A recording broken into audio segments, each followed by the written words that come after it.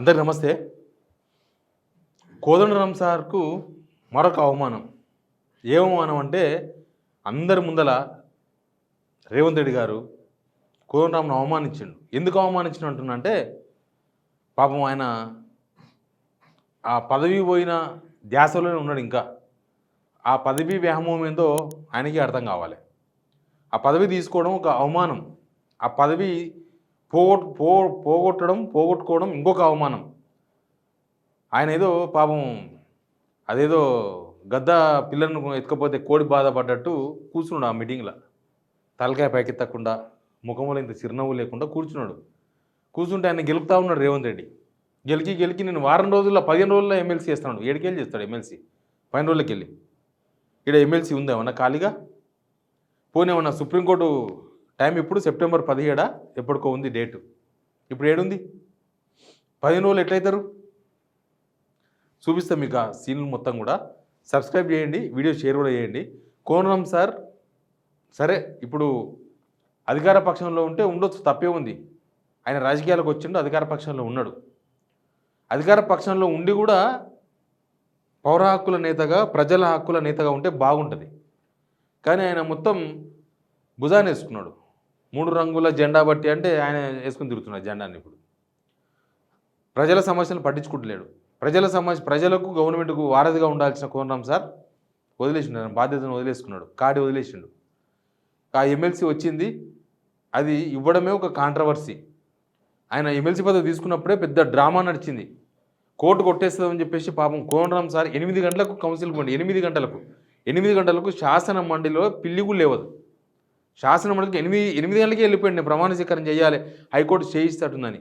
ఎందుకు సార్ మీకు అంత దొంగతనంగా పదవులు? ప్రజలిచ్చే గౌరవం కన్నా పదవులు ఎక్కువనా? ఒకసారి చూడండి మీరు. ఈరోజు నా మంత్రివర్గంలో ఉన్న మీకు అందుబాటులో ఉండని వల్ల, మీరు కలిస్తే చెబితే వినని వల్ల ఇవాళ ప్రొఫెసర్ కోదండరాం గారిని ఎమ్మెల్సీగా చేసినాం. ఎందుకు? మీ సమస్యలు విని చట్టసభలలో ప్రస్తావిస్తాడని కుట్ర చేసి సుప్రీంకోర్టుకి వెళ్ళి కొట్టేపించారు. నేను మళ్ళీ చెప్తున్నా సార్, 15 రోజులు మళ్ళీ ఎమ్మెల్సీకి పంపుతాం. ఎవడడ్డం వస్తాడో చూద్దాం. ఏంది పాపం ఆయన ఎట్లా అవుతున్నాడు? ఎందుకంటే ప్రజాస్వామికంగా ప్రజల సమస్యల్ని ప్రస్తావించే వాళ్ళు చట్టసభలో ఉండాలనేది నా. ఏం ప్రస్తావించింది చట్టసభలో? పోయిండు కదా చట్టసభకు. నిరుద్యోగుల ఇష్యూస్ గురించి మాట్లాడినరా? ఏంటంటే కోదండరాం సార్ను వాడుకోవాలనేది రేవంత్ రెడ్డి ప్లాన్. ఆయన ఒక్కడు పక్కన ఉంటే ఇంకా ఉద్యమకారులందరికీ మనం చేసినట్టే. కోదండరాం సార్కు ఛాయ దాపిస్తే ఉద్యమకారులందరికీ ఛాయ దాపించినట్టే అనేది రేవంత్ రెడ్డి భావన. కోదండరాం సార్ పక్కన ఉంటే నేను కూడా ఉద్యమకారుని అవుతా అని చెప్పేసి అదొక ఊహ. ఈ ఊహల మధ్య, భావనల మధ్య అది అట్లయిపోయింది. మళ్ళీ 15 రోజులు చేస్తారంట ఆయన. ఎట్లా చేస్తారు ఎమ్మెల్సీ? ఆయన ఇచ్చినా సరే కానీ కోదండరాం సార్ తీసుకోవద్దు. నేను ఒక స్టేబుల్ ఆశగా చెప్తున్నా సార్కి, మీరు స్టేట్మెంట్గా ఉండండి, ప్రభుత్వాన్ని ప్రశ్నించండి, ప్రతిపక్షాన్ని కడగండి, మాలాంటి జర్నలిస్టులు తప్పు చెప్తే మమ్మల్ని కూడా అడగండి. సమాజంలో ఎక్కడ ప్రభుత్వం తప్పు చేసినా నేనున్నా అని మీరు చెప్పండి. ఏం సార్ ఏవో గతంలో ఎంబీబీఎస్ చేసి మెడికల్ షాప్ పెట్టుకున్నట్టు ఆయన ఎవరో గట్లే ఉన్నది మీ పని. అది ఇది చేసి లాస్ట్గా ఆ ఎమ్మెల్సీ కోసం ఆ సాగులో పడుతున్నది. వాళ్ళు ఇస్తారు సార్, మీరు తీసుకోకండి. అసలు 15 రోజులు ఎట్లా వస్తుందో సాధ్యం కాదు. 15 రోజులు ఎట్లయితుంది? ఇప్పుడు ఏమైనా ఎమ్మెల్సీ రాజీనామా చేయించినా ఇప్పటికిప్పుడు ఎలక్షన్ జరగదు, 6 నెలల టైం పడుతుంది.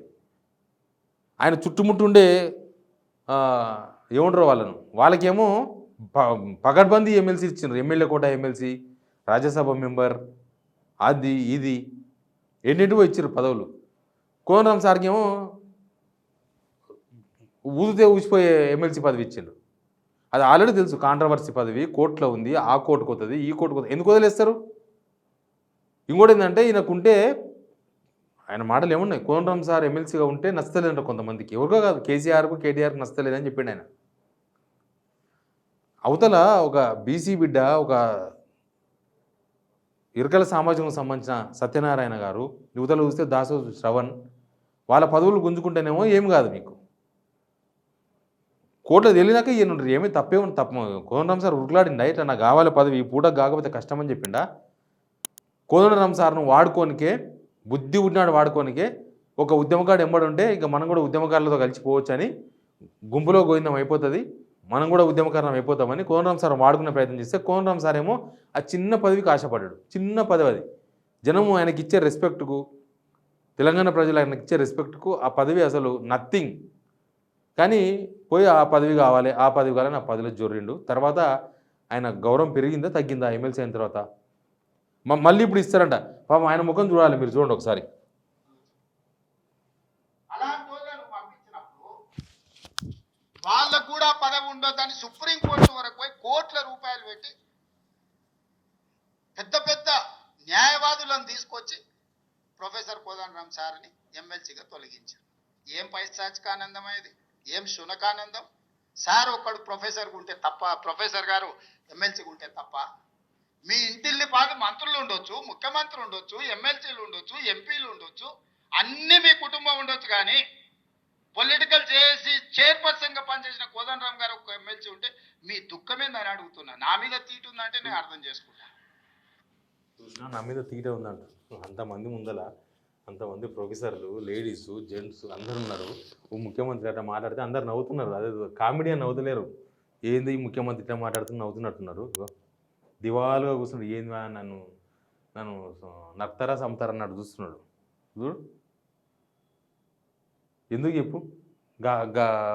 గౌరవం లేని పదవుల్లో పోయి ఆ గౌరవం జనమిచ్చేదే గౌరవం. రేవంత్ రెడ్డి మిమ్మల్ని వాడుకునే ప్రయత్నం చేస్తారు. రేవంత్ రెడ్డి వెనుక ఉండేతోళ్ళు నమస్తే సార్ అనే వరకు మీరు ఉప్పొంగిపోతే ఎట్లా కోరున్నాం సార్? మీరు ఆ పదవి తీసుకోకండి. ఏ రాజకీయ పార్టీ పదవి తీసుకోకండి. ఏ రాజకీయ పార్టీకి ఒత్తాస పలకకండి. ఏం అయ్యేదేమున్నదని మీరు లేకపోతే కాంగ్రెస్ గవర్నమెంట్ పడిపోతుందా? మిమ్మల్ని వాడుకోవాలని చూస్తున్నారు, గుర్తుపెట్టుకోండి. మిమ్మల్ని వాడుకొని మొత్తం తెలంగాణను మోసం చేయాలని చూస్తున్నారు వాళ్ళు. మీరు దానిలో పాతదారులం అవుతామంటే చేసేది ఏం లేదు. ఇప్పటికి మీరు ఎమ్మెల్సీ ఎన్నేళ్ళు అయింది? మీ గ్రాఫ్ పెరిగిందా తగ్గిందా? మీరు ఎలక్షన్స్లో పోటీ చేయరు. మీరు ఎలక్షన్స్లో పోటీ చేయరు కదా.